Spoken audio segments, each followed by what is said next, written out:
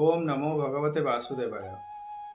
नमस्कार दर्शक बंधु, मु आपण मानकु मोर यूट्यूब चैनल आस्ट्रोधर्म प्रकाश को स्वागत करुछि। आसंतु देखिबा मार्च 2026 रे बिच्छा राशि व्यक्ति मानकर समय किपर रहिबो। मार्च 2026 रे बिच्छा राशि अष्टम स्थान रे बृहस्पति अवस्थान करछन्ति। केतु दशम स्थान रे रवि मंगल बुध एवं राहु चतुर्थ स्थान रे अछन्ति। शुक्र एवं शनि पंचम स्थान रे 15 मार्च पर रवि पंचम स्थान रे अवस्थान करेंगे। चतुर्थ स्थान रे राहु एवं मंगल अछन्ति। बंधु शत्रुता करेंगे। प्रत्येक कार्य रे असुविधार सम्मुखीन हेबे। जानवाहन प्रति मध्य विपद रहिबो। जानवाहन चलाइला बेले सतर्कता अवलंबन करेंगे। मातांकर स्वास्थ्य प्रति मध्य टिके ध्यान देवे। पंचम स्थान रे शुक्र एवं शनि अछन्ति। पंचम शनि शुभ फल दियंती नाही। शरीर पीड़ा एवं अर्थहानि हेबो। विद्या शिक्षा क्षेत्र में मध्य शुभ समय रहिबो नाही।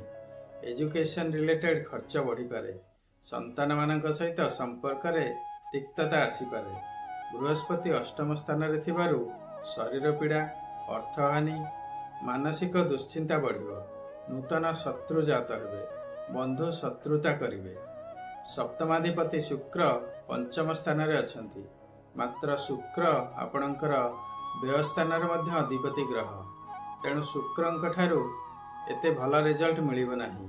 एहा व्यतीत शुक्र मीन राशि जाकि शत्रु राशि रे शनिंक सहित अवस्थान करुछन्ति।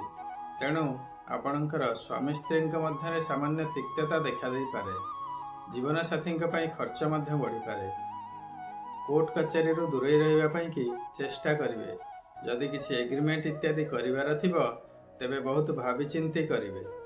केतु आपणकर दशम स्थान रे अवस्थान करुछन्ति। तेणु कर्म क्षेत्र रे मध्य समय एते भल रहिबो नाही। निज मन को स्थिर करी कार्य कले समय भल रहिबो। निज दैनंदिन जीवन रे शुभ समय आनिबा पई आपण बृहस्पति, शनि एवं शुक्रंकर प्रतिकार करंतु, शुभ हेबो। यह थिला विभिन्न ग्रह मानकर गोचर रे प्राप्त हेउथिबा शुभ एवं अशुभ फल। मात्र यही शुभत्व बा अशुभत्वर मात्रा केते रहिबो ताहा निर्भर करिबो आपणकर जातक रे सेमानकर स्थिति किपरि अछि एवं वर्तमान आपणकर केउ ग्रहंकर महादशा बा अंतर्दशा चली अछि।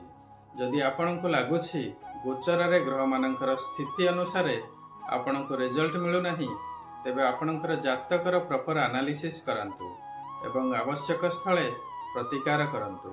आपणकर जातकर एनालिसिस करिया पई वीडियो रे दिया जाइथिबा नंबर रे आपण जोगाजोग करि परिबे। शनिदेवंकर कृपा प्राप्ति पई प्रत्येक दिन आपण शनिंकर विजय मंत्र ओम सम शनिश्चराय नमः जप करंतु। शनिवार दिन शनि मंदिर जांतु एवं शनिदेवंकर पूजार्चना करंतु। राशि तेल रे दीपटिए दान करंतु। काऊ बुला कुकुर मानंकु खाइबा को दियंतु। दरिद्र श्रमजीवी एवं सफाई कर्मचारी मानंकु खाद्य, कला वस्त्र, कंबल, छता इत्यादि दान करंतु। प्रत्येक दिन हनुमान चालीसा पाठ करंतु। शनिदेवंकर कृपा प्राप्ति हेबो। शुक्रंकर प्रतिकार पई आपण प्रत्येक दिन ओम सम शुक्राय नमः जप करंतु। सर्वदा धला वस्त्र बा पिंक वस्त्र परिधान करंतु। शिवंकर सर्वदा पूजा करंतु। घरे माता लक्ष्मींकर पूजार्चना करंतु। शुक्रवार उपवास करंतु बा सात्विक आहार ग्रहण करंतु। मातृशक्ति को सम्मान दियंतु।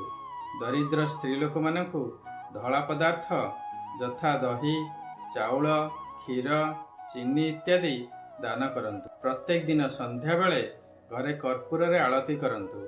शुक्रदेवंकर कृपा प्राप्ति हेबो।